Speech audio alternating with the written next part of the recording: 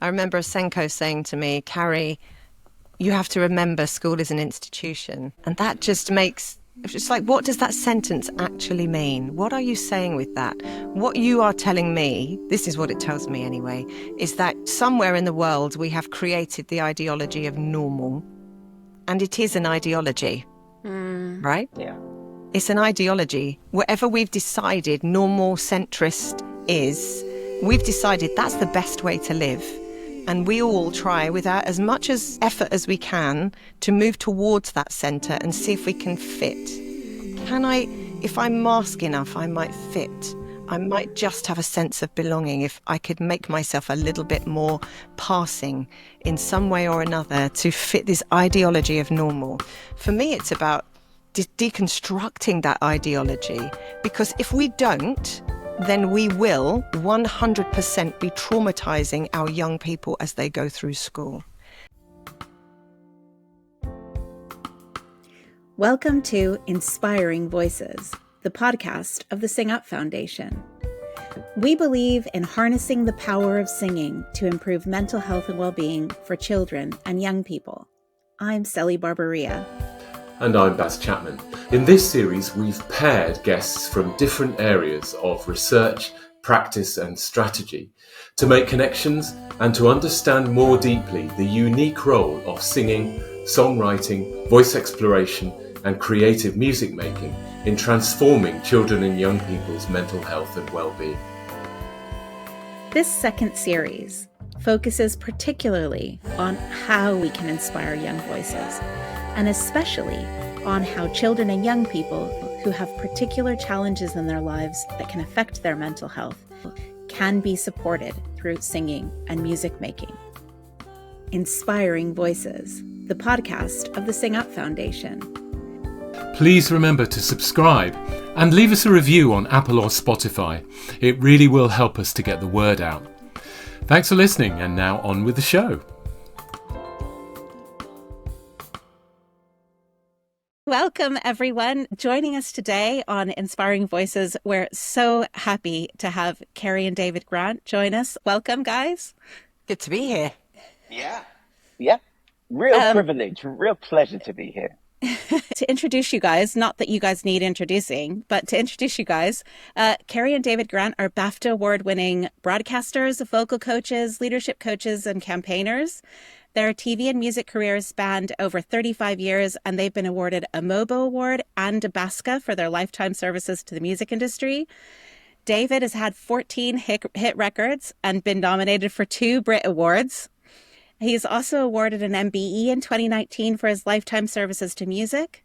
Carrie is a reporter for BBC One's The One Show, and with David, hosts the Saturday Breakfast Show on BBC Radio London. And in 2018, Carrie was awarded an Honorary Doctor of Arts from the University of Bedfordshire, and in 2020, an MBE for services to music, media, and charity. And Carrie and David, you're both just early Sing Up friends from our days at Youth Music. Yes. And you also created a brilliant set of empowering songs for Sing Up and the song Raise My Voice, which is still a huge Sing Up favorite. So thank you guys so much and welcome to the podcast. Thank you so much for having us. Thank you. It's fantastic. Well, I can say Baz and I both really enjoyed your book, A Very Modern Family. And we found it really honest and insightful. And for me, as a parent, I found it really inspiring, too. Could you share a bit about the journey that your family has had that led you to writing the book? Do you want to go first, David? No, you go first, Carrie. Okay, David always dumps me in it.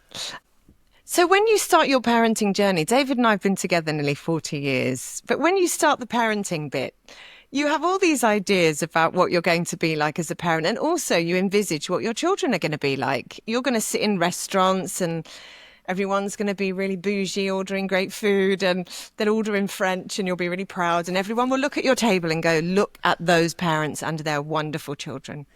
Yes. And that wasn't the family that we got.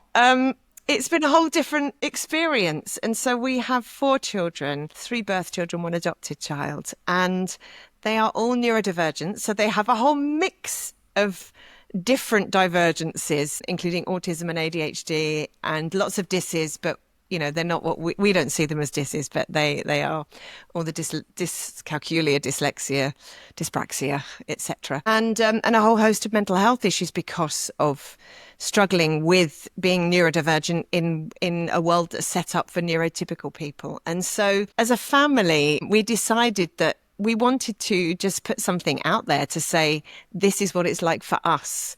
And how hard it has been. We wanted to share that journey, but we also wanted to bring hope, because there have been so many moments that we thought, goodness, this is not going to end well, and things have ended brilliantly. And the story goes on, of course, but yeah, so we wanted to write that. And also just to encourage parents, we've been running a parent support group for autism families for about 12 or 13 years now in our home. We have over 250 families. Wow. And we wanted to really allow their voices to be heard. I think one of the things that happens is that your voice is lost. You feel like you are an amoeba on the underbelly of something that's never looked at. And that's you as a parent, let alone your children. And so it was really to give voice. It's interesting that you named that song, Raise Your Voice. I was thinking, goodness, we haven't really ever stopped trying to put that message out there. It really is about giving people voice and empowering people. But as parents, that for us, and also our children are multi-intersectional. So by that, I mean, we're in a Jamaican household. They're mixed race. They obviously are neurodivergent. I've mentioned that. 3 are trans. Obviously, one's adopted. And so there are lots of different things. And so people have questions about that, a lot of those different areas. And we wanted to just put some of that to bed, I guess, and say, okay, this is what it's like in our family. This is our normal. And things that people might think we'd be shocked about, we're not shocked about. And then other things that people have never experienced, like having a child on suicide watch, those kinds of experiences. I think it's very hard for people to understand unless you've been through it. But we wanted to just be able to give voice to other families who are going through that and say, hey, we see you. We know what this is like. We're living through it too. Yeah. And for us, one of the most rewarding things of it all, of putting the book out there and talking about the family, has been when we've been contacted by other people who said, somebody's understanding my experience, somebody's lived through that, somebody's felt that. Because I think that we all need a place in life where we can describe without having to explain. But so often we end up as people having to explain ourselves, having to explain our children, having to explain our families, our choices, etc., to the point where at the beginning of many conversations that whatever your explaining thing is, and many of us have got an explaining area, the likelihood is you're not going to be understood. Yeah. You're going to explain it anyway. So it's lovely when someone can pick up a book and read it and say, they get me, they understand me. Yeah. And a lot of people have been saying, I've been buying your book for members of my family, so that hopefully they'll understand as well. Yeah. And some of what comes across in the book too is that there have been challenges with the kind of support systems around your family that maybe weren't as helpful as they could have been. And some of what you're campaigning about as well is around how can those systems around you change to support families like yours in better ways. When we've had good help, that I'm forever writing letters and emails and cards and saying thank you. Yeah. Thank you so much for helping my family. You've really helped. And, we have to praise stuff when it's good. And there is good stuff out there. And there are also many people who are wonderful professionals, wonderful teachers, wonderful therapists, probably wonderful social workers who are doing their jobs and they're trying their hardest and they are so overloaded. Yeah. And they are also victims of a system that's not working. And so I think that's, in a way, we have to almost, how do we deconstruct the system is my bigger question. Because if we could do that, then perhaps some of these areas wouldn't be so bad.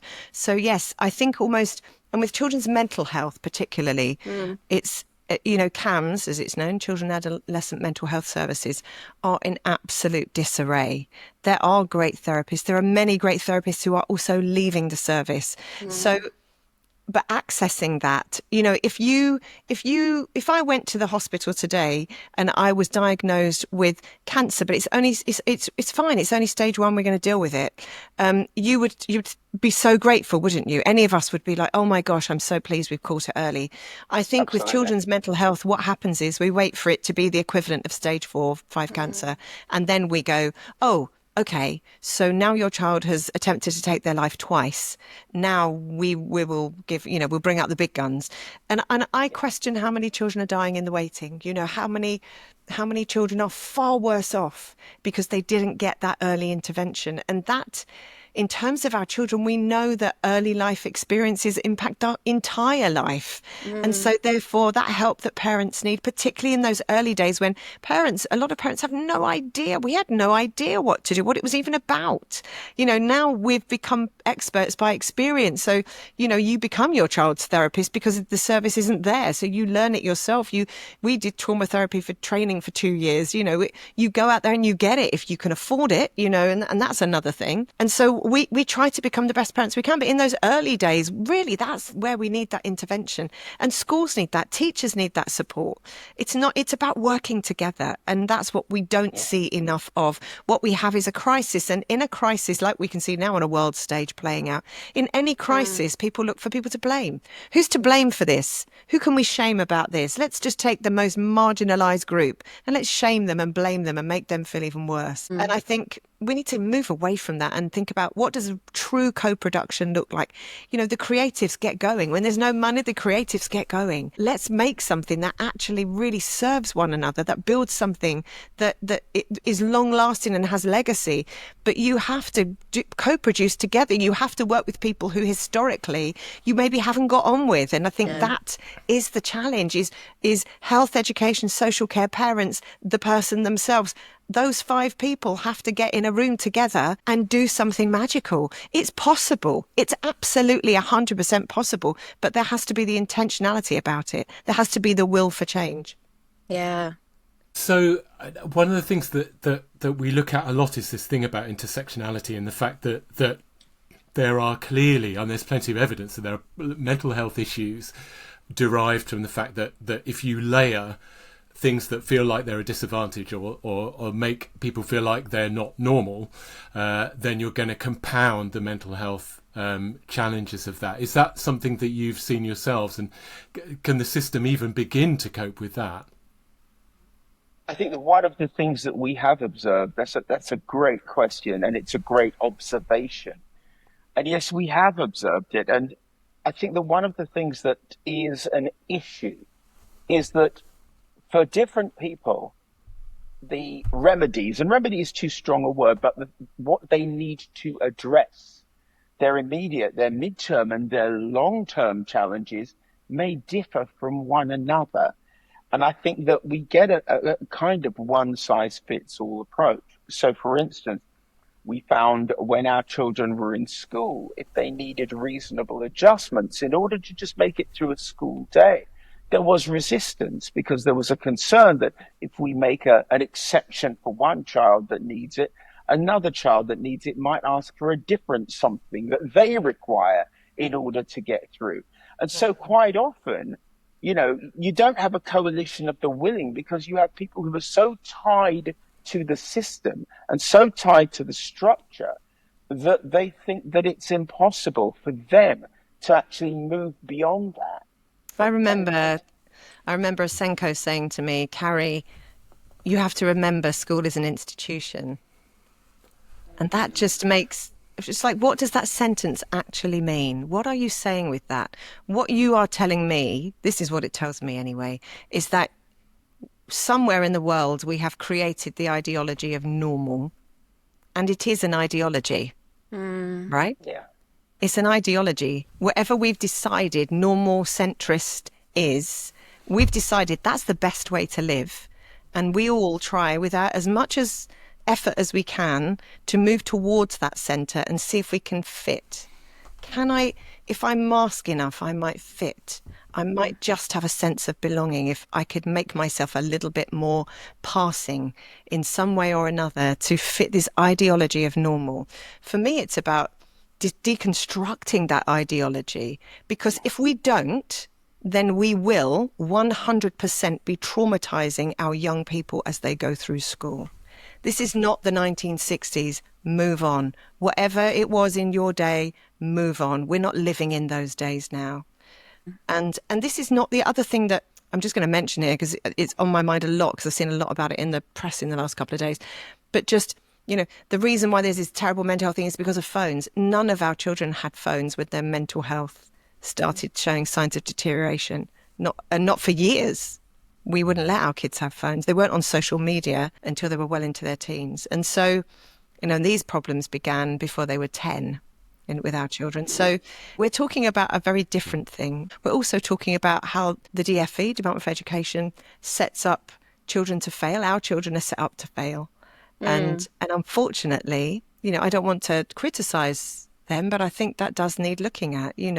Can't we just work together to work out how to get the best from these children? Because we have seen in our lives and among our community that the right services, the right intervention at the right time, like they say in healthcare, is the same thing. You need the right intervention at the right time. Same with our kids at school. Once you have that, you begin to see those changes. I'll give you an example. So Tylen, who's now 23, they spent 3 years on and off suicide watch in and out of hospital. And it was the most awful time for them. And as you would understand, really terrible for us too as parents, not knowing if our child would make 16. And then they got a job. They saw an advert on Facebook for an autistic actor wanted for Hollyoaks. And they got the job. So they were needed. We live in London. Hollyoaks records in Liverpool. And they were needed in Liverpool about 4 days a week. They were 16 years old. This is literally after 3 years in and out of hospital.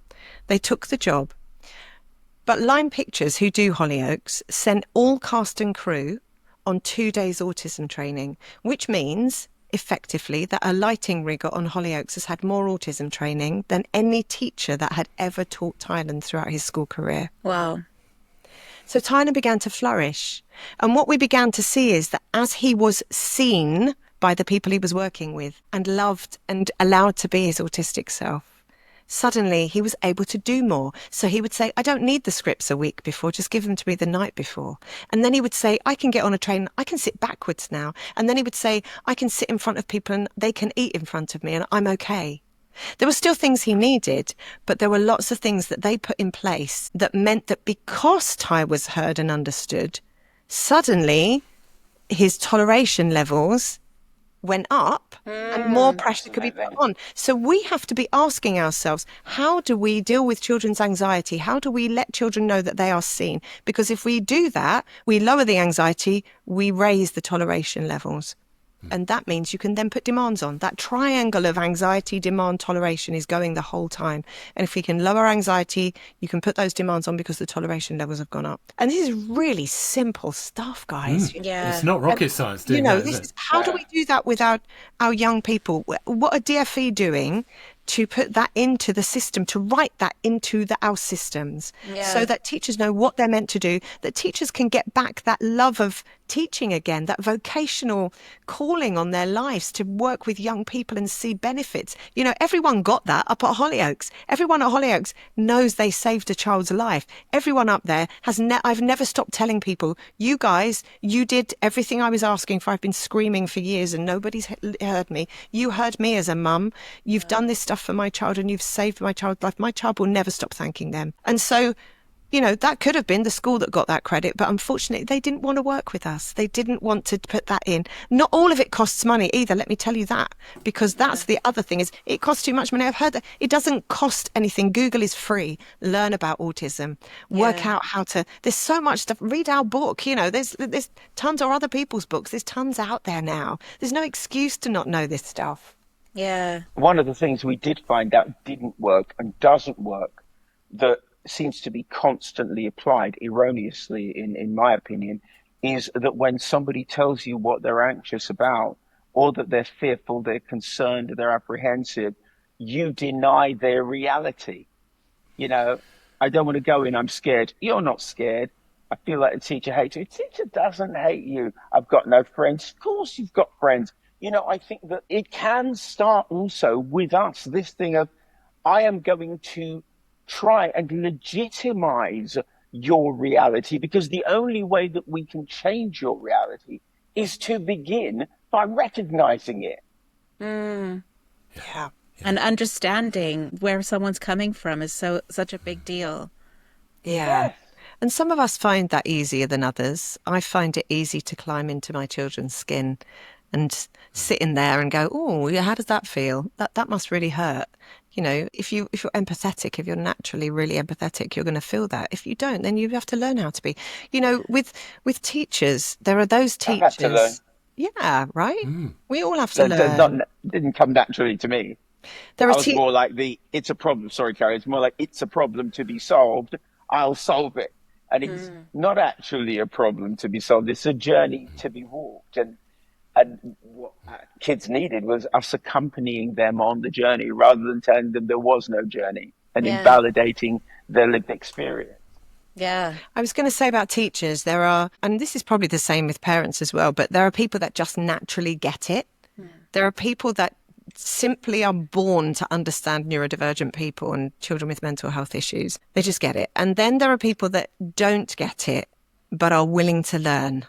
And I love those people. I don't mind if I have the first or the second category. The hardest category is the third, which is those people that think they know and then don't want to unlearn their bad opinions. I think that is really the most difficult thing. Trying to, when someone says school is an institution, Mrs. Grant, to actually try and deconstruct that thinking is going to take longer than the 5 minutes in the school playground that I've been given. Yeah. Inspiring Voices. Interlude. We all know that singing brings people together. But on Sing Up Day, we can unite the entire world. Sing Up Day is back, and the 18th of June marks the 15th anniversary of our global singing celebration, and you're invited. This year's empowering anthem, In Me I Trust, is all about self-belief, trusting in ourselves, and tapping into our inner strength. Have a listen. In me I trust that I'm enough. I will not hide my sense of pride. I know I'm loved, I'm lifted up. So I'll choose this day to celebrate. Now switch it up. Whether you're a school, community group, choir, or just friends who love to sing, Sing Up Day is for everyone. Register for free as a Sing Up friend, and you'll instantly get everything you'll need. All the song's audio tracks, lyrics, interactive whiteboard and score, teaching materials and activities including an assembly plan. Plus, this year, we've also got a special songwriting project and a rap writing activity written by Rap Club founder and previous Inspiring Voices guest, Ben Turner. Don't forget to put your group on the map. Literally, add your celebration to our interactive Sing Up Day map and send in your performance of In Me I Trust to shine in our worldwide DigiChoir video. Join in with thousands of singers for our global singing celebration. Jump on over to singup.org/singupday to grab your resources now. Sing it. Sing Up Day, the 18th of June. Add your voice to our global chorus and celebrate the power of singing.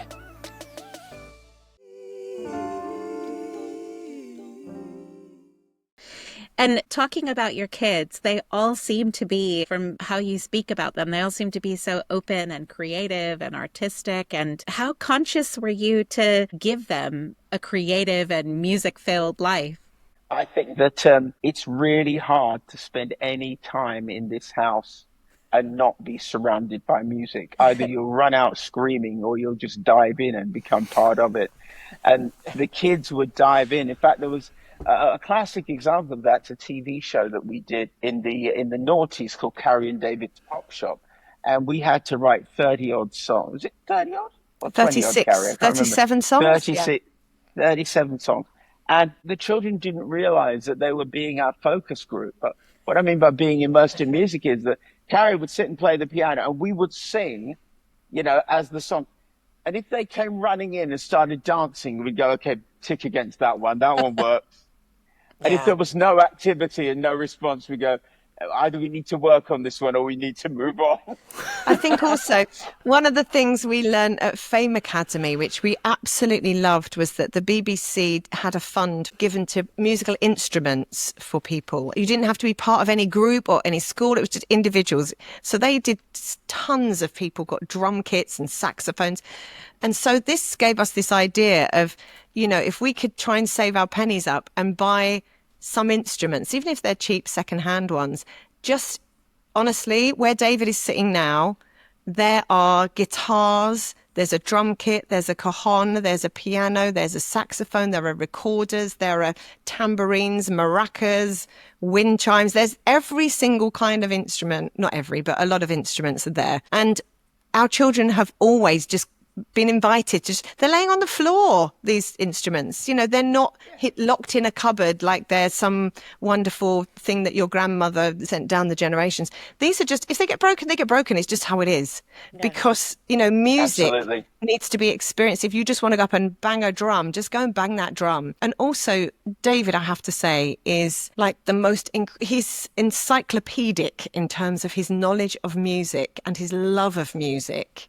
And he has... Thank you for using encyclopedic rather than nerdy. Yeah, he's a total nerd.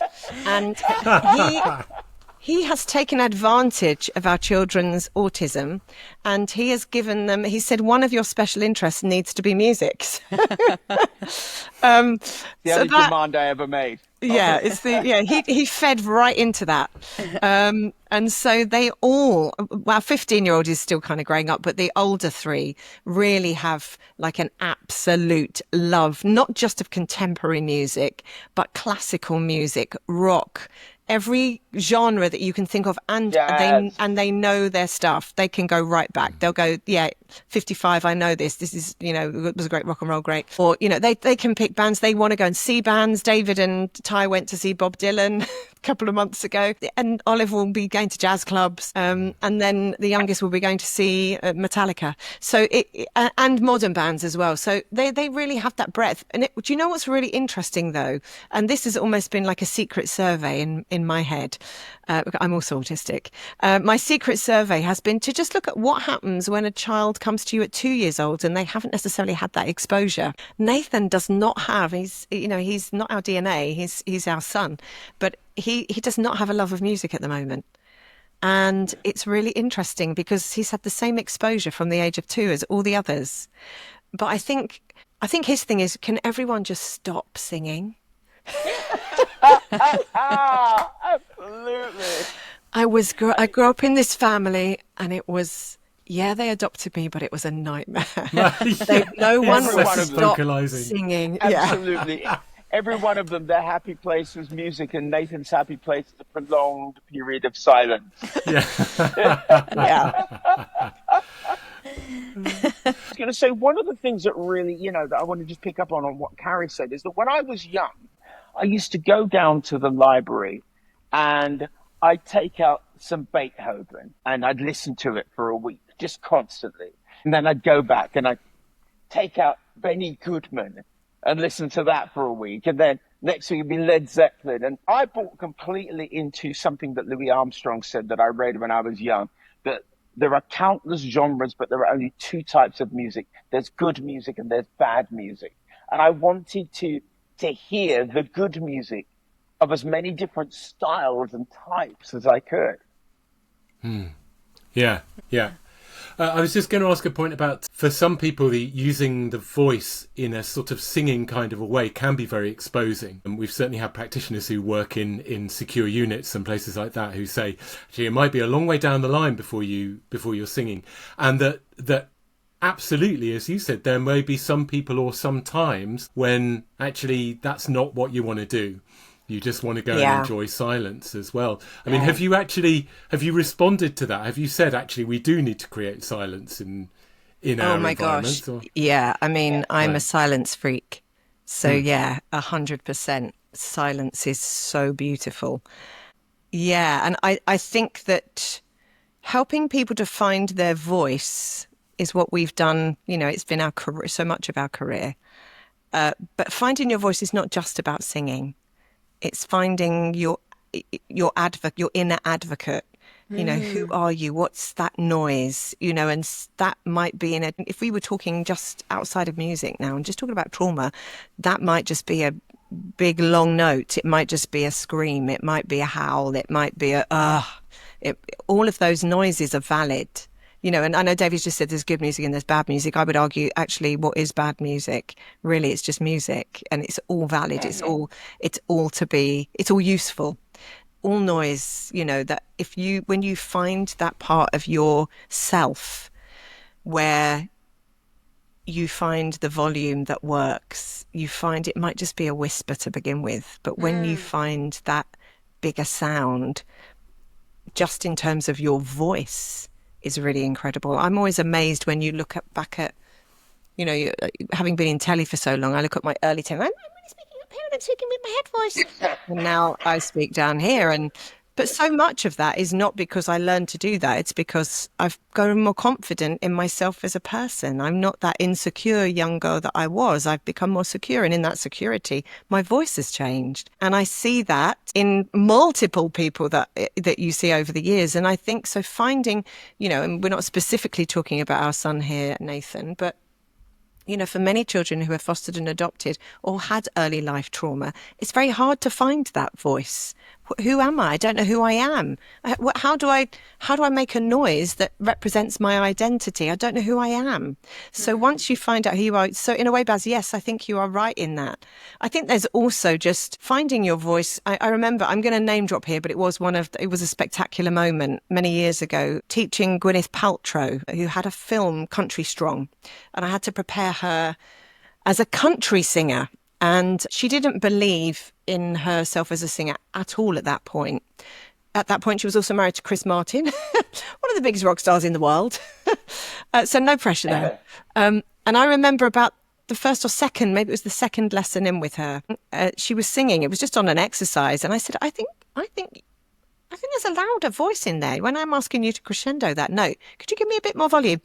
And she really, because she's so artistically intelligent, she was like, oh yeah, okay. So she went for it. This voice came out that was so loud and so powerful, and it shocked her. You could see her eyes opening, like, where is this note coming from? Because who is this person? Who is that singing? Has somebody else walked in the room? Because I've never heard my voice that loud.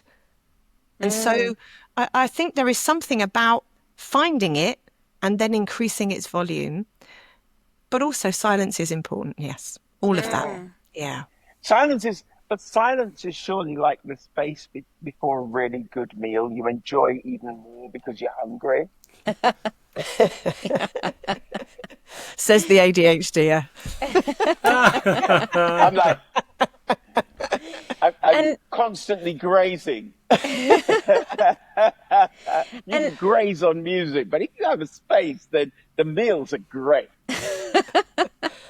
And did you ever explore singing as a way of supporting your children with their mental health, like in a therapeutic way, in helping them find their voice with singing? Yes, I would say less consciously us singing with them or us going through things with them, but because of their exposure to music and because it was a natural thing, because you know they'd hear us singing every day. What they then did is that they began to use singing in that way. You know, there were various times where you passed the 3 bedrooms of the 3 children who love music, and you'd be hearing guitars playing and different songs being sung. You know, so in a way, they really use music to self-regulate. They've learned not just an appreciation of music in a sonic sense where you listen to it and you go, oh, that makes me feel great, but actually an expression of music that helps them to find balance, that helps them to regulate, that helps them to get through whatever they're feeling or experiencing in that moment. So, yeah, I don't know that I would say that I have consciously taught them to do that, but I think it's almost as if by osmosis, the power of music to really impact mood and to enable you to express things that maybe words can't, the written word can't, unless you're a writer. Words can't unless you're a great orator.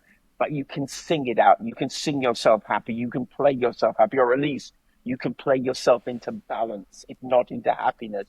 And they've really used music in that way. Wouldn't you agree, Carrie? Yeah, they all have instruments in their bedrooms. So they don't have, no one has a telly in the bedrooms. None of like the room that David's in doesn't have a telly. The room that I'm in doesn't have a telly. There's one room that's got a telly, and it's like you kind of have to be almost uncomfortable to go and watch the telly. It's not a comfortable room. So no tellies in the bedroom, but instruments very much allowed. And they all songwrite.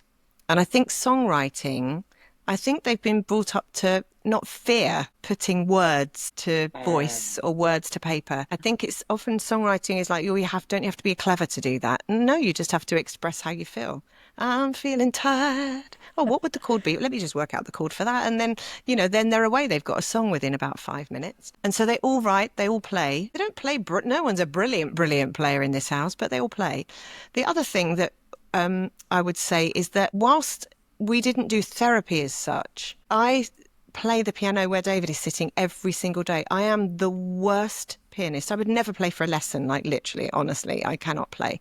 But I can play enough chords and chord patterns to write little songs. And so from when they were really young, from the youngest age, every time after dinner, I would go into that room and I would start singing songs about them. And I would sing about their day, and I'd sing about how great they are and how beautiful they are. And invariably, one or other of them would find themselves in the room where David is, or Arlo would come in and dance. And every night, Arlo would dance when they were like 3 or 4. Oh.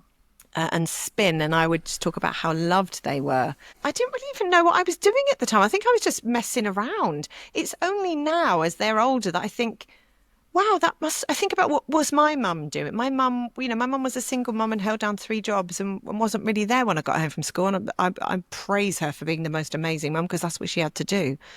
But that's where you learn to love silence, isn't it? Yeah, right. when your mum came home, that's what she required. Right.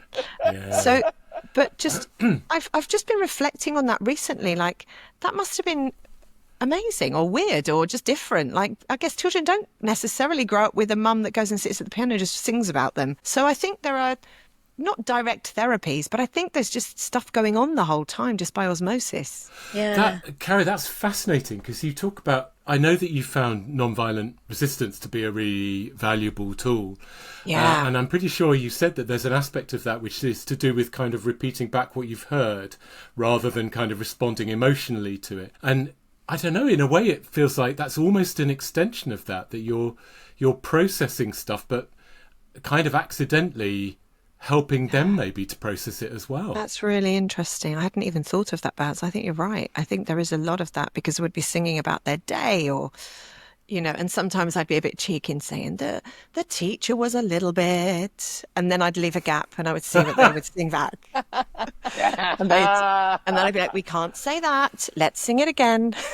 There was just, so I think that humour, music, all of that. I mean, I don't think at that point I was really trying to do anything. I think there's been many years where I've been trying to get through to them, but at that point I think it was just fun. It was just it was cheeky. It was and it was loving. Just telling them how loved they are. I was thinking, my goodness, just to have grown up with parents who just tell you that you rock their world every day. That must be good, right? For all our failings, because we're really not perfect parents. Honestly, we really aren't. And there's a lot going on in our house. There's a lot of need going on in our house, and therefore you don't always get the attention. So it's a challenge. It's a challenge for each of our children because of that. For us, firefighting in one corner, means the others have to kind of suck it up sometimes. And so that I'm saying that because I don't want to paint a perfect picture. It's not a perfect picture, but there is lots of good stuff too. Well, I have to thank you for one of your songs that you gifted me in a way, because I use there's a song that you wrote for the Get Healthy, Get Singing pack that's called I Like Myself. Or it's I Like Me. And I like me, yeah. I like being, yeah. And I sang that with my boys so much when they were growing up. I would always sing, I like myself, like being me, like who I am. I'm meant to be, or You know it better than I do. and actually it strikes me that that song itself is really pertinent to what this whole conversation has been about, isn't it? Really?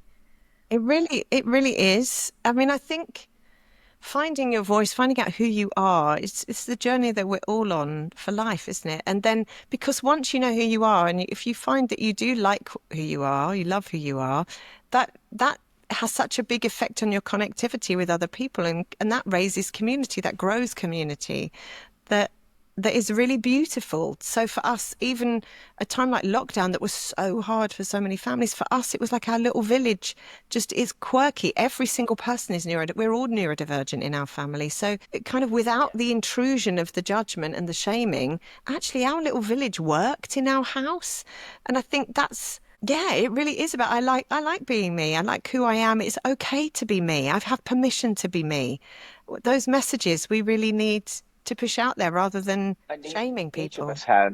Each of us should actually know that we have permission to be ourselves. I mean, there's a really well-known saying by Oscar Wilde, be yourself, everyone else is taken. But the thing is, if we're not ourselves, who's going to be? Yeah. And I think that there's a pressure to conform to some idea of normal. But if you start from the perspective that what is normal for me is my normal, what's normal for you is your normal, and we should never confuse normal with ordinary. We should never try to be ordinary. We should try to be fully who we are. Yeah. And it's interesting that creating these sort of mantras almost for your kids, I guess, from a young age, seems like it's been helpful for them to help be who they are, because your kids really are who they are. Yeah. I think it's needed at every age. I think that I know during some of the darkest times that we've been through in the last 10 years or so, for parents to actually remember that they aren't their children. You know, I spoke earlier about climbing into the skin of my child. We have to remember to climb back out. Yeah. You know, sometimes I do like literally look in the mirror and go, hi, you're Carrie, you're not Thailand, you're not feeling those feelings, you're not the one that's getting bullied or struggling with this, that or the other with whatever child, but you know, you've got your own life.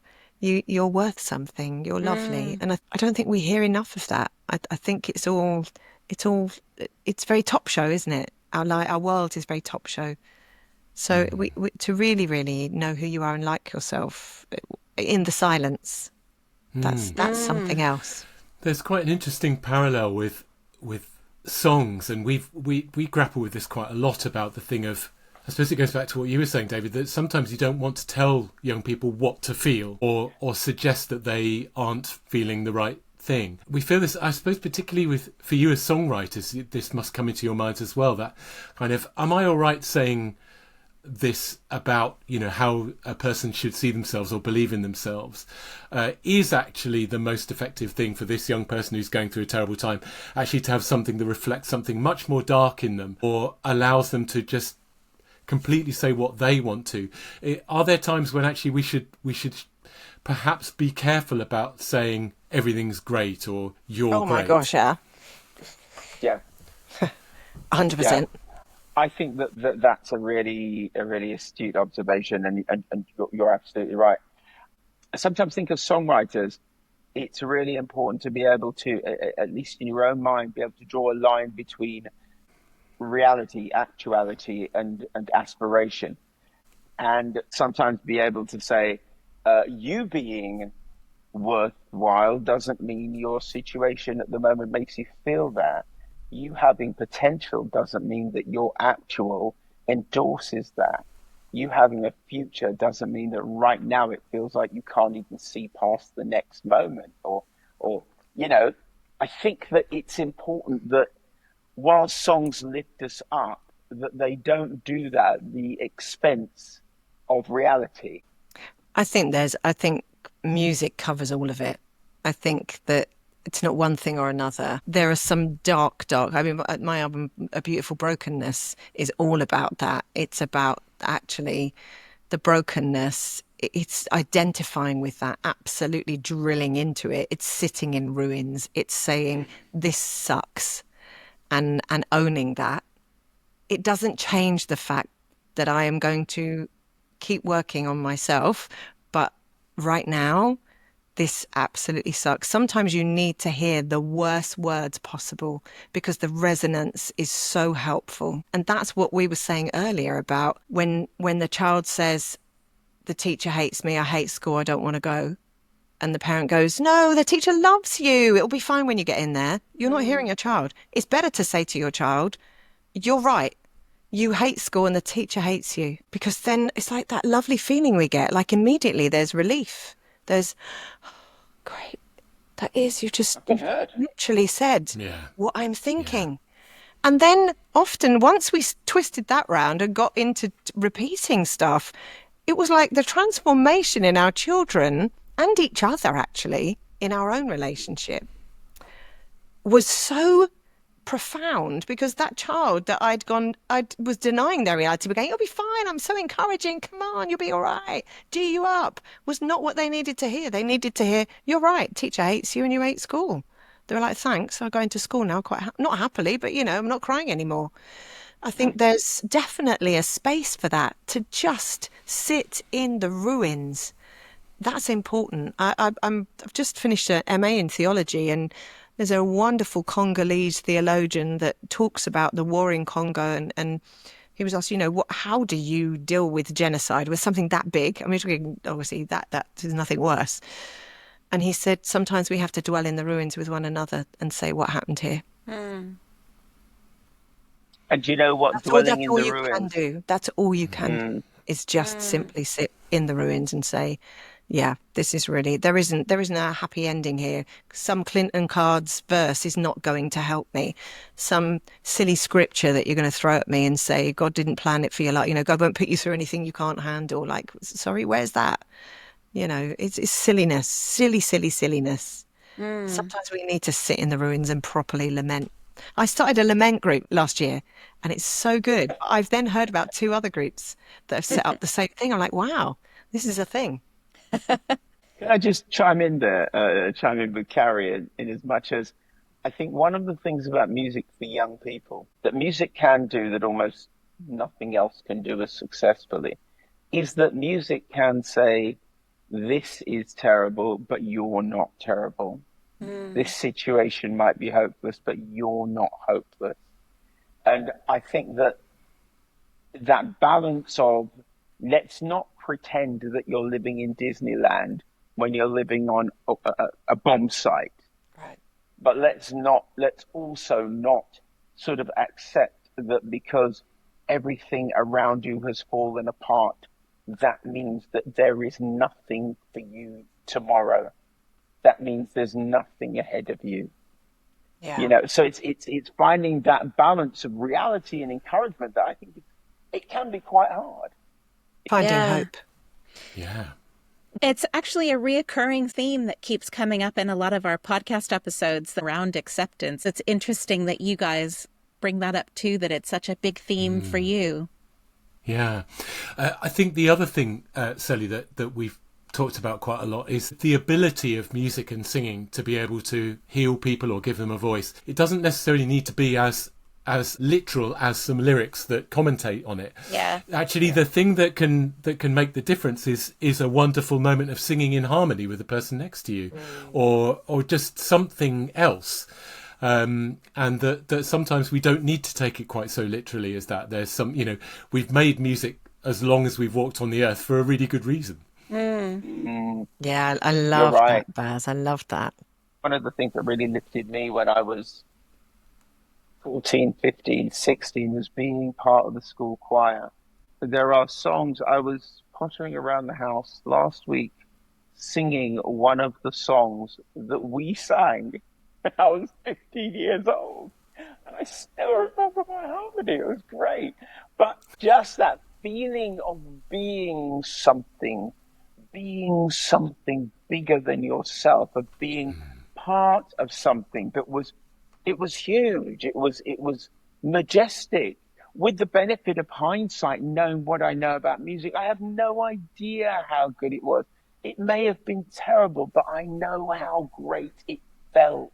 Yeah. And you know what they say? People will forget what you did. They'll forget what you said. They will never forget how you made them feel. And I'll never forget how that choir made me feel. It made me feel as though I belonged to something that could do more than I could ever imagine being able to do on my own. But that my little voice, my one voice, was an integral part of creating that sound. And I don't think we sang any songs that related to my life, related to my struggles, related to my fears, related to my isolation. But what just singing with that choir did was it addressed those issues in part. It addressed all of those issues. I didn't have to sing about them. I just had to sing. And that was the healing. The healing wasn't what I was singing about. The healing was singing. Yeah, that's so interesting because for me, I was diagnosed as autistic 2 years ago, and I think about myself as a child, and I really didn't want to be in a choir. I really found the whole concept of being in a choir really overwhelming. Than just the sheer number of people, the complicated relationships. I found it really difficult. But for me, because I danced as a child, music without words was just incredible. I remember being a teenager and getting that Sony Walkman and putting classical music on and putting my headphones on and walking through London and feeling the world is at my feet. And I remember walking on the Heath out in Royston in Hertfordshire and playing, I'm going to be almost embarrassing, I played Richard Clayderman. I thought it was really amazing. Everyone was just laughing. I think it was naff, but I just loved the piano. I used to go and walk on that Heath and listen to piano music and just feel completely at peace. And I think for me, the things that were going on in my childhood were really, really bad.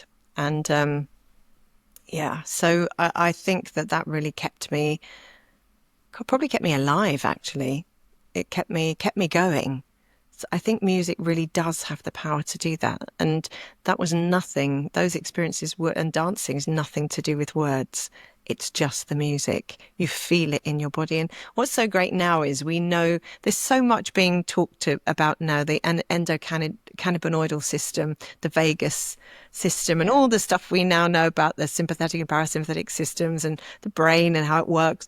It's so exciting that we now have the science that is showing us this is why that happened. This is what was happening in your body. Oxytocin, serotonin, dopamine, all these things were being released. And that just... yeah, I mean, it's great having the science, but the most beautiful thing was those experiences. I will never forget. I still have those experiences now. I love, there's a piece of music that Lang Lang plays, one of the Bach pieces that I play it regularly. And when the weather turns nice, I go and sit in my garden. I listen to birds first because that tunes my ears in, just tuning in with the birds. And then I put that piece of music on and I am in heaven. Oh, so thinking back then to what we were talking about earlier around the systems around your family and around your children, what's the role that singing and music and vocal expression can have in that system? Is there a role for singing in that system to support other families that have children with these challenges?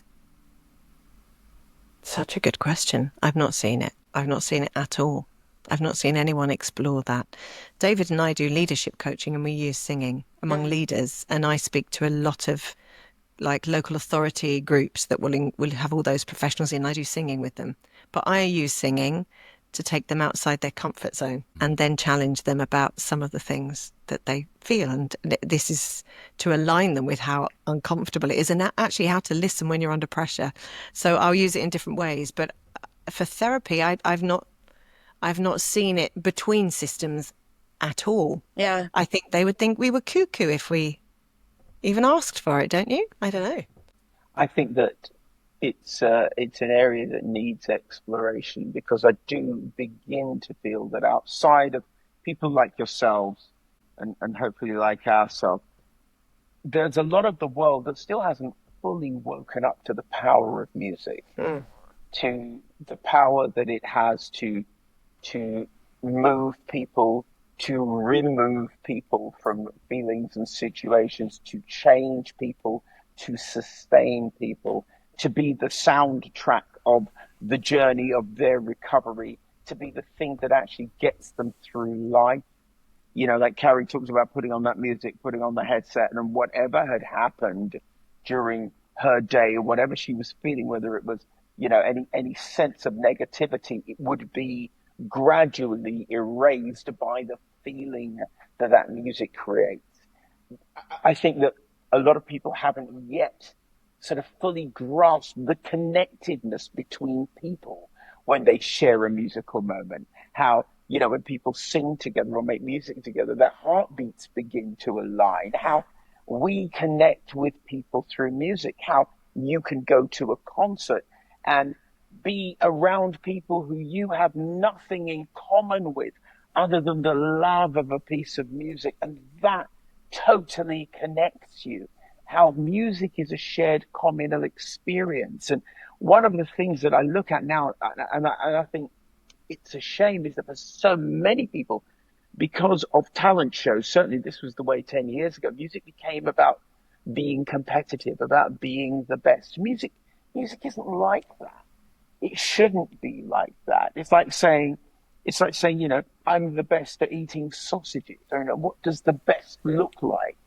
It's just, if you love a sausage, eat it. If you love music, be absorbed in it and let it grip you and let it take you on a journey and let it transform you. And there needs to be more use of music in that way, because I think you've hit on something there. I think there's also a rush to commoditize.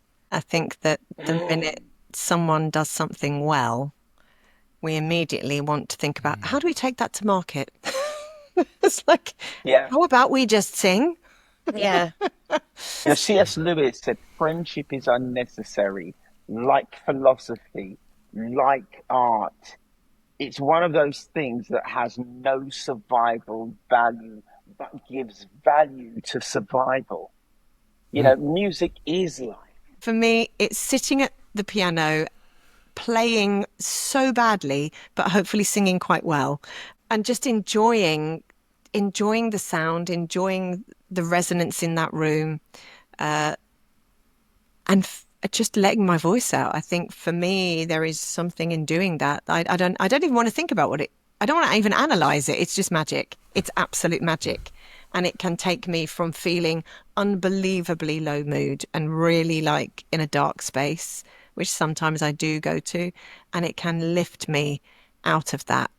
And that is the power. That is the power of, it's singing for me, but it's also my voice being heard. It doesn't have to be heard by anyone. The house could be empty, but it's just, yeah. Letting it out of you. Yeah. And that for me probably joins with my faith. I'm a reverend. So it joins with my faith. It joins with this concept of all nature singing.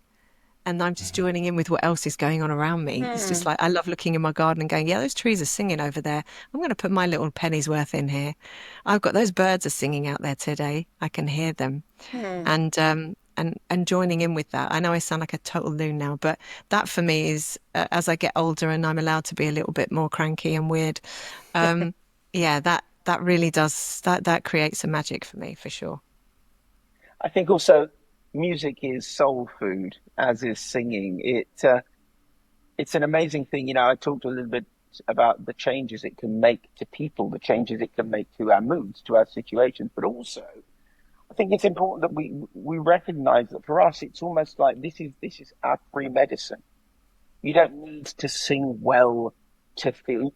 If somebody sings brilliantly and they've been training for, you know, decades, and they're technically superb and they open their mouth and the sound that comes out is like nectar from the gods or honey, they feel no more joy than the person singing who can't carry a tune in a bucket. It's true. It's not about how well you do it. It's about what it does for you. Yeah, it's not the audience. Yeah.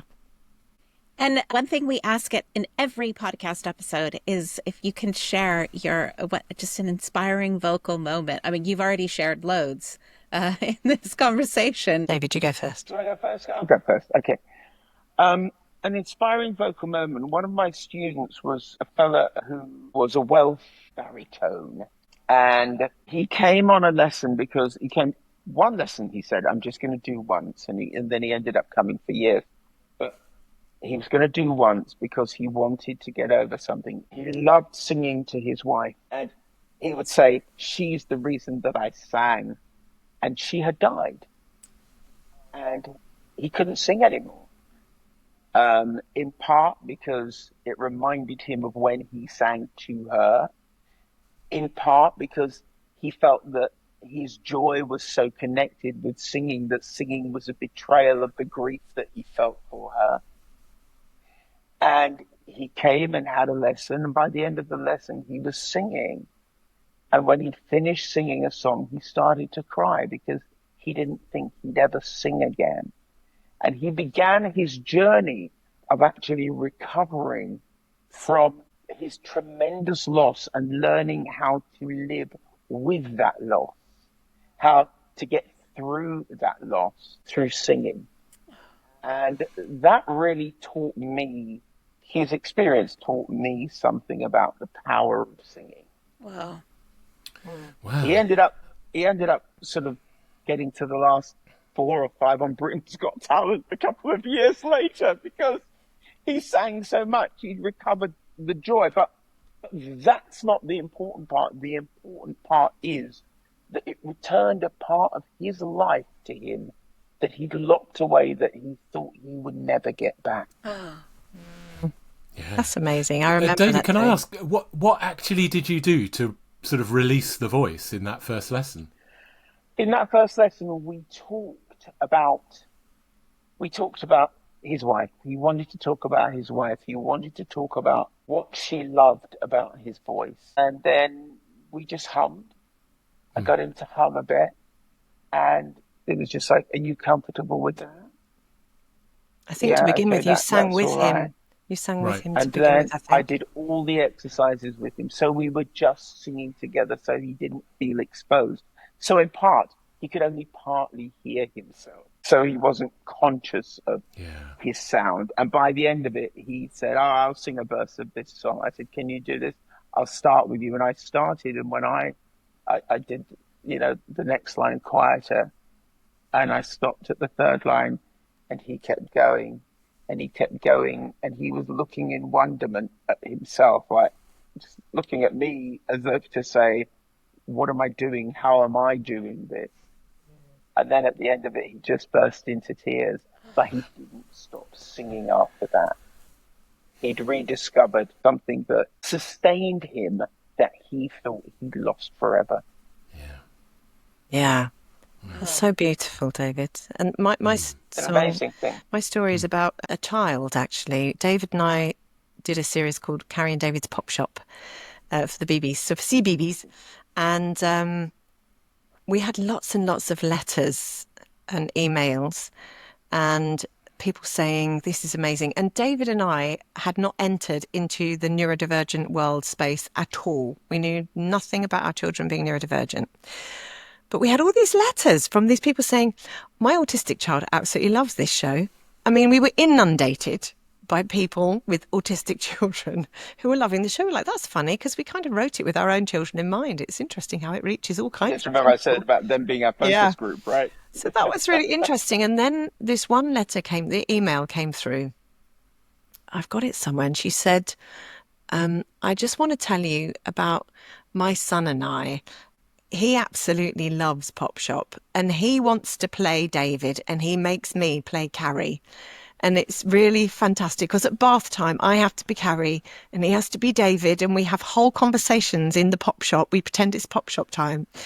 And we do all this role play and we sing and it was making me laugh as I was reading it." And she said, "I bet you get a lot of letters like this." She said, "The difference with my one is that my son's never spoken before." Oh my gosh. And I was like, "Are you kidding me?" This child was like 4 years old, never said a word. Yeah. Oh my That's gosh. the power of music, The isn't it? power of music. The power of music to transform people's lives course, we all want to go out there and have hit records, but really, the real precious stuff, when you're talking, you ask David and I our most magical, amazing moments. We could have mentioned so many big moments in music with iconic artists, but those are not the most magical moments. The most magical moments are that moment when David begins to withdraw his voice and that singer is left singing on their own, crying and singing. You cannot make this stuff up. You couldn't pay, there's not enough money in the world that would pay for that moment. And for that parent and her child literally waiting, like all those other kids are overtaking her child, they're all talking, why isn't my child talking? All that confusion and just difference that you go through when you're a parent of a SEND child. And then that, you know, for that to happen at 4 as well is just incredible. So yeah, those moments are definitely the best moments. Wow. 100%. Yeah. Wow. They're the moments that make us want to write more, I think, for young people as well, because if you can plant a seed of enjoying, too many people are taught to appreciate music and not enough people are taught to just enjoy it. And if you can plant a seed of joy, the joy of music, that is then a lifelong joy. That you got it in your toolkit, haven't you, for life? Yeah. Wow. Well, I mean, that was just, I'm speechless. I'm speechless with both of your stories and just the whole conversation. Thank you guys so much. It's been really, thank you for asking. truly inspiring to have you guys on and just everything. Thank you. Thank you. Thank you. Thank you. Inspiring Voices. Reflections. Wow. So, I mean, what a conversation. Yeah, I mean, they're so open about their experiences, but so lovely to be able to talk about the joy of singing and the voice in that context of what they've been through. And what experience for the kids to grow up with that sort of artistic fluency. I love the story of, like, you know, that they walk down the hall and everybody's making their own music in their own room. But also equally how important it is that one of their children just wants silence. Yeah, I suppose in a way it's almost a relief that it's not like a kind of, right, here's how we've organised singing over the years. It does this, this and this. And kind of a sort of something that no one else could ever, you know, aspire to be able to do because they're not, you know, two pro musicians.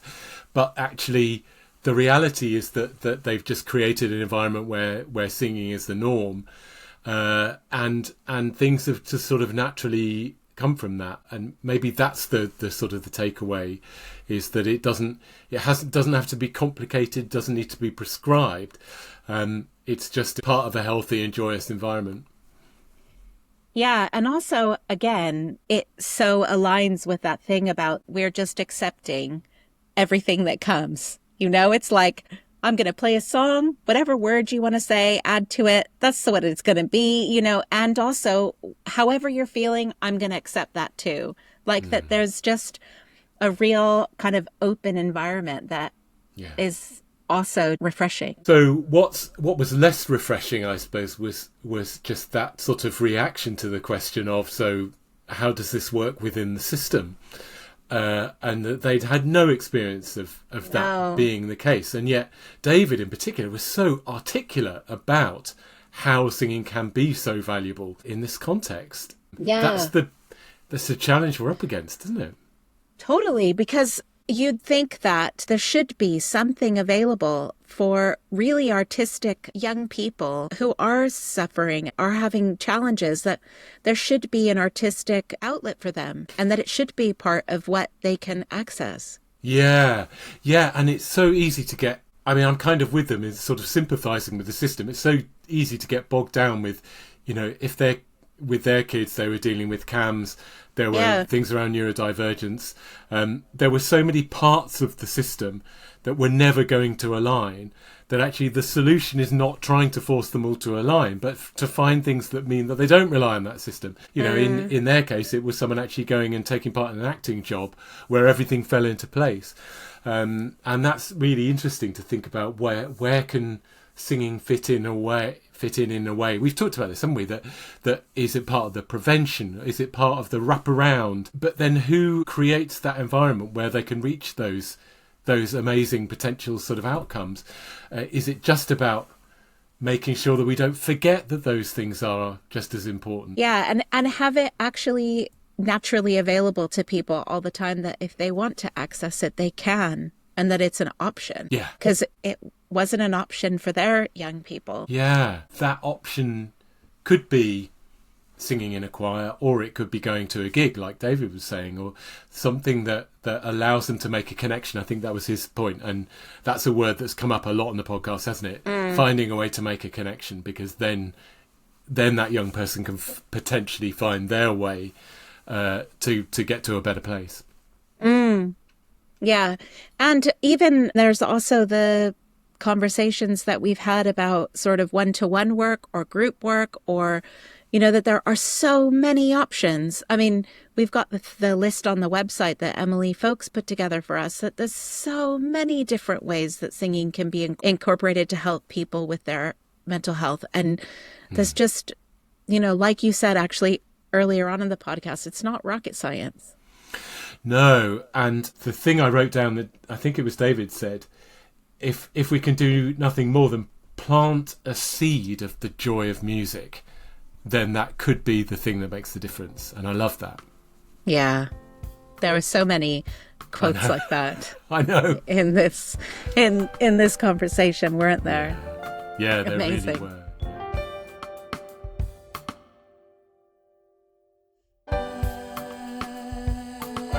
We hope you enjoyed this episode of Inspiring Voices. Please remember to subscribe and leave us a review on Apple or Spotify. Videos of each episode are also available on Sing Up Foundation YouTube channel. For more about us, and to access our library of resources, or to donate to support our work, please visit www.singupfoundation.org.